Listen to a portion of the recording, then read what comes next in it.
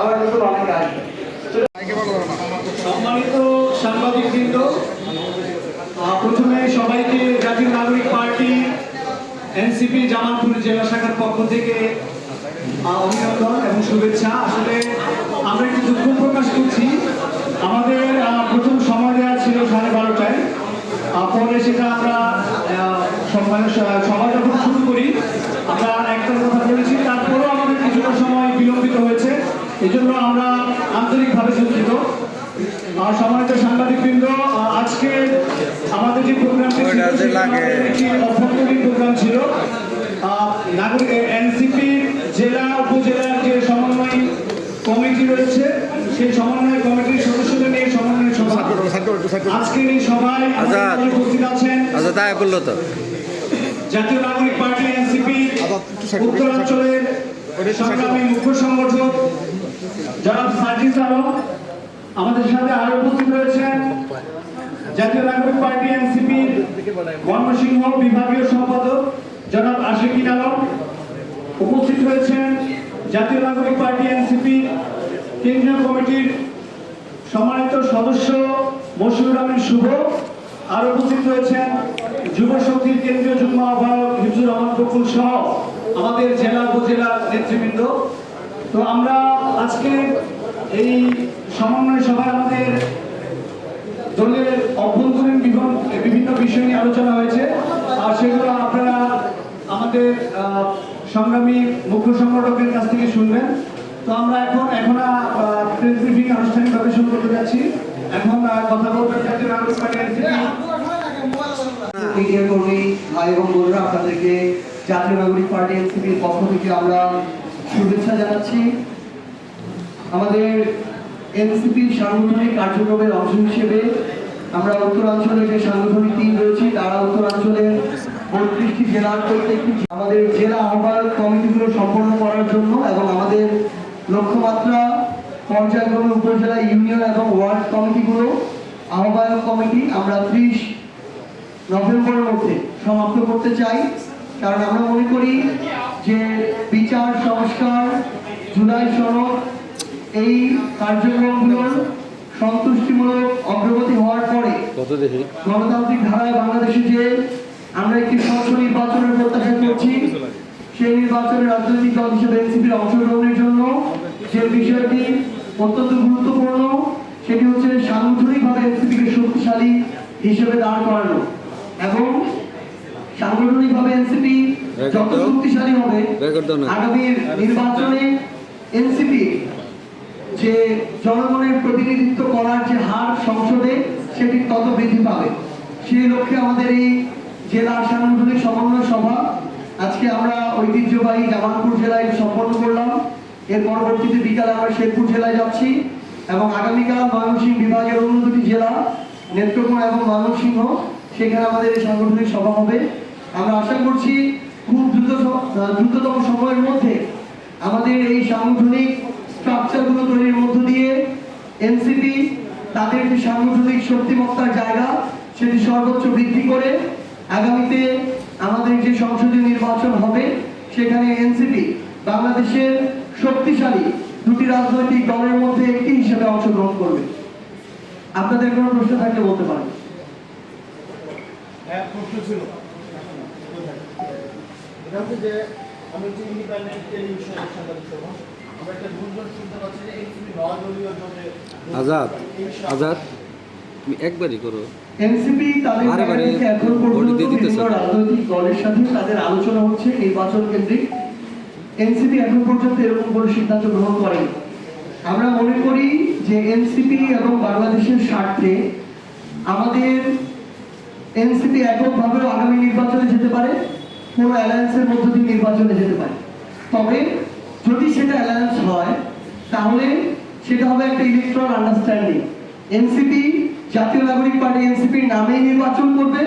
NCP তাদের, আমরা যেটা প্রত্যাশা করছি যে আমাদের প্রতীক শাপলাতে আগামী নির্বাচন করবে।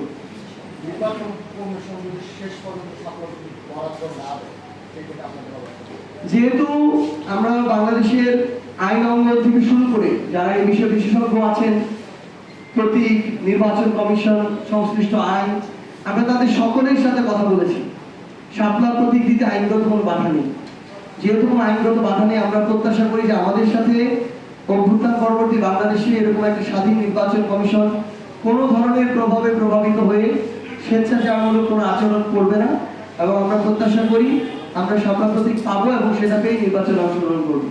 ভারতীয় গণমাধ্যম, বিদেশি গণমাধ্যম সহ সামাজিক যোগাযোগ মাধ্যমে একদম নিশ্চিতভাবে কয়েকজন বলছেন যে ফেব্রুয়ারিতে নির্বাচন অনুষ্ঠিত হবে না।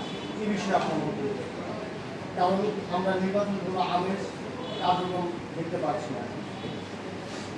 আমাদের জায়গা থেকে মনে হয় যদি আমরা জুলাই সনদের বাস্তবায়নের যে আইনগত ভিত্তি এবং নিশ্চয়তা সেটি যদি আমরা পাই, আমরা যদি বিচারের যে প্রত্যাশিত অগ্রগতি, আমরা কখনো এটা বলছি না যে 100টা মামলার সকল আসামিদের বিচার এই আগামী 6 মাসের মধ্যে হয়ে যাবে, এটা একটা ধারাবাহিক প্রক্রিয়া, কিন্তু এটা গুরুত্বপূর্ণ এটার সাথে সম্পর্কিত যে 50-100 জন যারা এই খুনগুলোর নির্দেশদাতা, যারা সরাসরি সম্পৃক্ত, যাদের ফটো এবং ভিডিও এভিডেন্স আছে, আন্তর্জাতিক অপরাধ ট্রাইব্যুনাল অলরেডি সে বিষয়ে স্ট্রিক্ট ভাবে কাজ শুরু করেছেন। আমরা দৃশ্যমান কিছু শক্ত অবস্থানও তাদের পক্ষ থেকে দেখতে পাচ্ছি।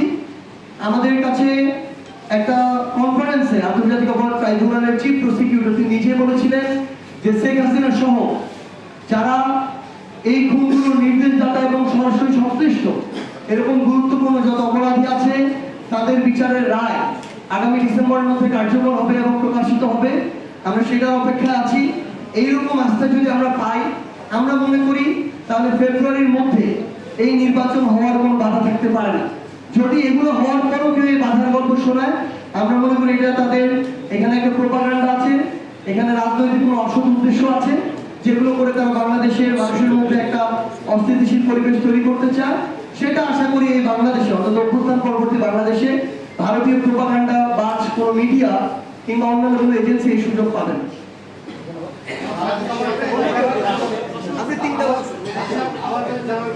ছিল কি যে সম্পত্তি যেটা দেখছেন এখানে ভাই দুইটি শক্তিশালী রাজনৈতিক দল এবং তার ক্রিয়ার পদ্ধতি নিয়ে একটি আলোচনা হচ্ছে এনসিপি আসলে এই বিষয়টি স্পষ্ট করে জানতে চাই যে ক্রিয়ার পদ্ধতি সম্পর্ক তারা আসলে কোন দিকে যাচ্ছে। এনসিপি ঐক্যমত্য কমিশনের পিআর পদ্ধতি সম্পর্কে তাদের স্পষ্ট অবস্থান জানিয়েছে। এনসিপি মনে করে যে বর্তমান বাংলাদেশের বাস্তবতায় উচ্চকক্ষে পিআর হতে পারে, এবং এটা জানিয়েছে ঐক্যমত্য কমিশন। এখন পর্যন্ত সিদ্ধান্ত এটাই যে উচ্চকক্ষে পিআর। আমরা মনে করি এই উচ্চকক্ষে যদি পিআর বাস্তবায়নযোগ্য হয়, সফলতার মুখ দেখে এবং কার্যকর হয়, আগামীতে এটা বাংলাদেশের মানুষের সিদ্ধান্ত নিবে যে নিম্ন কক্ষে পিআর হবে কিনা। কিন্তু এই মুহূর্তে আগামী নির্বাচনের বাস্তবতায় এনসিপির স্পষ্ট অবস্থান, আমরা উচ্চকক্ষে পিআরের পক্ষে, এই মুহূর্তে নিম্ন কক্ষে পিআরের পক্ষে নই। আচ্ছা, আমি জানতে চাইছিলাম, আমার নাম আসিফ, আমি এনজিওতে কাজ করি। আপনার কিছু প্রশ্ন হচ্ছে যে গতকাল বিশ্বাস করছেন বিএনপির একটা অনুষ্ঠানে বলেছে যে এনসিপি কিংস পার্টিতে পরিণত হয়েছে, এবং তিনি আরো অভিযোগ করেছেন যে তারা আওয়ামী লীগের মতো দলবাদী, টেন্ডারবাদী এবং বদলি বাণিজ্য করছে। আপনার মতামত? ইশরাক ভাই, আমরা বলবো যে আসলে আমরা যখনই তার নাম বলি আমাদের তার মরহুম পিতা জনাব সাদেক হোসেন খোকার চেয়ার আমাদের ভেসে ওঠে। তো বাংলাদেশের রাজনীতিতে আমরা একটা পারস্পরিক শ্রদ্ধাবোধের সম্পর্ক দেখতে চাই, এবং এটা যে শুধুমাত্র ভিত্তিহীন অভিযোগের রাজনীতি হবে এটা আমরা চাই না। ইশরাক ভাই যদি এভাবে বলে থাকেন, আমি শুনিনি, যদি এভাবে বলে থাকেন অবশ্যই তিনি নিজেও এটা বিবেচনা করবেন, আপনারা যারা আছেন মিডিয়া কর্মী ভাইরা বোনেরা আপনারা বিবেচনা করবেন। বাংলাদেশের সাধারণ মানুষ তার চেয়ে ভালো জানে যে এই যে বিষয়গুলো, এগুলোর সাথে কারা সবচেয়ে বেশি সম্পর্কিত, কাদের ইমেজ সবচেয়ে বেশি ক্ষুণ্ণ হয়েছে, তাদের থেকে মানুষ মুখ ফিরিয়ে নিচ্ছে ধীরে ধীরে। তো এই বিষয়টা মানুষ এর চেয়ে ভালো রায় দিতে পারবে এই জায়গায়। এবং এনসিপিকে যদি এটা আসলে লম্বা সময় ডিবেট বলা হয়, আমি জানি না বারবার কেন শব্দগুলো আসে। এনসিপিকে যদি কিংস পার্টি বলা হয়, তাহলে তো ওই বাস্তবতায় যদি আমরা বলি, তাহলে তো খুব স্বাভাবিকভাবেই আপনি যদি বিএনপি দেখেন, বিএনপি কিভাবে কোন সময় জন্ম হয়েছে, কোন বাস্তবতায়, কোন পরিপ্রেক্ষিতে, তখন কারা ক্ষমতায় ছিল, ক্ষমতায় দিয়ে কিভাবে কি করেছে। তো আমাদের মনে হয় আমাদের এই বিষয়গুলো আমাদের বিতর্কের বিষয় হওয়া উচিত না, বরং আমাদের সবার ওই দিকটাতেই যাওয়া উচিত যেই দিকটা বাংলাদেশের মানুষ প্রত্যাশা করে একটা অভ্যুত্থানে অংশ নিয়েছে। এই কালচারগুলো পুরনো কালচার। এভাবে কাদা ছোড়াছুড়ি করা, দোষারোপ করা, আমরা মনে করি যে পারস্পরিক শ্রদ্ধাবোধ থাকা উচিত রাজনৈতিক ব্যক্তি এবং দলগুলোর মধ্যে প্রথমত। দ্বিতীয়ত, যে বিষয়গুলো নিয়ে আলোচনা জনগণ প্রত্যাশা করে না, বরং জনগণ যে বিষয়গুলো নিয়ে অত্যাবশ্যক সংস্কার চায়, জনগণ যাদের আবশ্যক বিচার দেখতে চায়, কিভাবে হতে পারে, কত দ্রুত হতে পারে, এই বিষয়গুলো নিয়ে আমরা আলোচনা করতে পারি এবং এগুলোর পরে একটা নির্বাচন কিভাবে স্বচ্ছ, সুষ্ঠু হতে পারে, গ্রহণযোগ্য হতে পারে, আমরা ওই বিষয়ে আমাদের মতামত প্রদান করে সরকারকে বা কমিশনকে হেল্প করতে পারি, কাদা ছুড়াছুড়িটা বাদ দিই। যে আমার একটা প্রশ্ন ছিল আমার একটা প্রশ্ন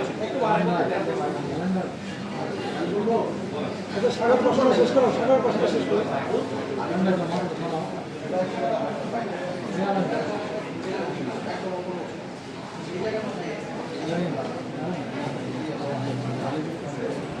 কি প্রশ্ন বুঝতে পারবেন? আইনগত ভিত্তি ছাড়া কিংবা জুলাই সনদের যে বাস্তবায়নের রূপরেখা ছাড়া তো অন্তর্বর্তীকালীন সরকারও চিন্তা করবে না নির্বাচনের কথা, এটাই বাস্তবতা। তো তারা জুলাই সনদে স্বাক্ষরের দিকে যাচ্ছে, 15 তারিখ ছিল, 17 তারিখ নির্ধারণ করেছে। আমরা মনে করি যে এনসিপি তখনই ওই জায়গায় স্বাক্ষরে যাবে যখন এনসিপি ওইটুকু নিশ্চয়তা পাবে যে আমরা এই জুলাই সনদের বাস্তবায়ন পাবো। এই বাস্তবায়ন ওই জুলাই সনদে যতগুলো ঐক্যমত্য থাকবে, যতগুলো পয়েন্টে, সবগুলো যে নির্বাচনের আগে হয়ে যাবে ব্যাপারটা এমন না, কিন্তু যেগুলো নির্বাচনের আগে হয়ে যাওয়ার মতো সেগুলো নির্বাচনের আগে হতে হবে। নির্বাচনের পরে যেগুলো হওয়ার মতো সেগুলো আবশ্যকভাবে নির্বাচনের পরে হতে হবে। যদি সেখানে না হয় তাদের বিরুদ্ধে ওই আইনগতভাবে যেন ব্যবস্থা নেওয়া যায়, যারা এটার বাস্তবায়নের দায়িত্বে থাকুক না কেন, ওই নিশ্চয়তাও এই সনদে থাকতে হবে। আমরা স্পষ্ট করে বলি, এই জুলাই সনদের বেশ কিছু বিষয়ে বিএনপি তাদের জায়গা থেকে নতুন ডিসিশন দিয়েছে। আমরা মনে করি এরকম 100টা ঐক্যমত্য ডিসিশনের চেয়েও তারা যে কয়েকটাতে নোট অফ ডিসেন্ট দিয়েছে সেগুলো তার চেয়ে গুরুত্বপূর্ণ সামগ্রিকভাবে বাংলাদেশের জন্য, পরিবর্তনের জন্য, সংস্কারের জন্য। সো জুলাই সনদে ওই জিনিসটারও আমরা স্পষ্ট অবস্থান দেখতে চাই যে কেউ একটা জিনিস নোট অফ ডিসেন্ট দিয়েছে, তার মানে তারা যদি কোনো কারণে সরকার গঠন করে তারা ওইগুলো পালন করবে না, এই যদি হয় অবস্থান, তাহলে এখানে ঐক্যমত্য কমিশনের সুস্পষ্ট অবস্থান থাকতে হবে। তারা যদি এটা না করে, অন্য যারা রয়েছে এই দেশের বা রাজনৈতিক অঙ্গনের বিভিন্ন পলিটিক্যাল পার্টির স্টেক হোল্ডার, তারা যেন এক্ষেত্রে আইনগত ব্যবস্থা নিতে পারে, কারণ আমরা ওই প্রত্যেকটি পয়েন্টকে অত্যন্ত গুরুত্বপূর্ণ মনে করি। সরকারের যিনি প্রধান, তিনি ঐক্যমত্য কমিশনের প্রধান, সেখানে সেকেন্ড প্রধান হিসেবে প্রতিনিধিত্ব করছেন প্রফেসর ডক্টর আলী রিয়াজ। সেখানে অলরেডি এটা ডিসাইডেড ঐক্যমত্য কমিশনে উচ্চপক্ষে পিআর পদ্ধতিতে আগামী নির্বাচন হবে, সংসদ দ্বিকক্ষ বিশিষ্ট হবে। সো তারা যদি জুলাই সনদে স্বাক্ষর করে তার মানে এটা তাদের বাস্তবায়ন করতেই হবে, এটার অন্য কোনো অপশন নাই, প্রথমত। দ্বিতীয়ত, আপনি বলেছেন যে যারা এই খুনের নির্দেশদাতা, গণহত্যার সাথে সংশ্লিষ্ট প্রথম সারি যারা, তাদের যদি রায় না হয় তাহলে আমরা নির্বাচনে যাবো কিনা।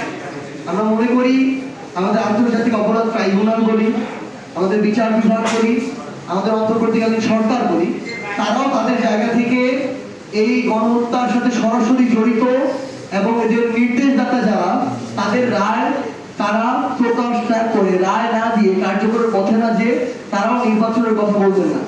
তারা প্যারালালি দুইটা চিন্তা করছেন। আমরা এখন পর্যন্ত আইসিটি চিফ প্রসিকিউটর মহোদয়ের থেকে যতদূর শুনেছি, তারা ডিসেম্বরের মধ্যে এগুলোর বাস্তবায়ন করতে যাচ্ছেন এবং সেটাকে সামনে রেখেই তারা ফেব্রুয়ারি নির্বাচনের কথা বলছেন। তো আমরা আশা করি তারা তাদের ওই প্যারালাল রূপরেখা একসাথে কাজ করে যাবেন। কোনো একটা যদি লেন্দি হয় তাহলে আরেকটা লেন্দি হবে অটোমেটিক।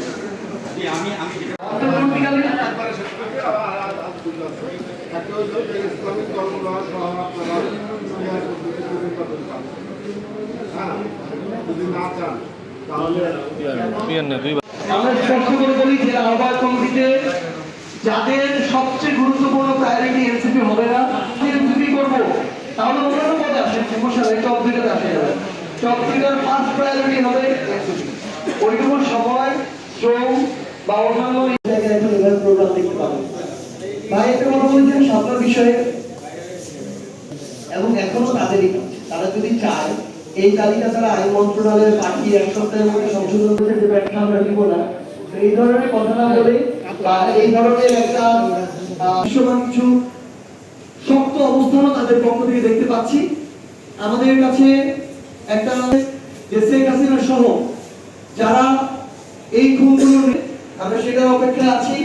এইরকম আস্থা যদি আমরা পাই, আমরা মনে করি প্রশ্ন হচ্ছে যে গতকাল বিশ্বাস করছেন বিএনপি নেতাকে অনুষ্ঠানে বলেছেন কত দলবাজি টেন্ডারবাজি এবং বন্দি বাণিজ্য করছে আপনার পক্ষ রায় তারা প্রকাশ না করে, রায় না দিয়ে, কার্যকরের পথে না দিয়ে তারাও নির্বাচনের আমাদের বিচার বিভাগ বলি, আমাদের অন্তর্বর্তীকালীন সরকার বলি, তারাও তাদের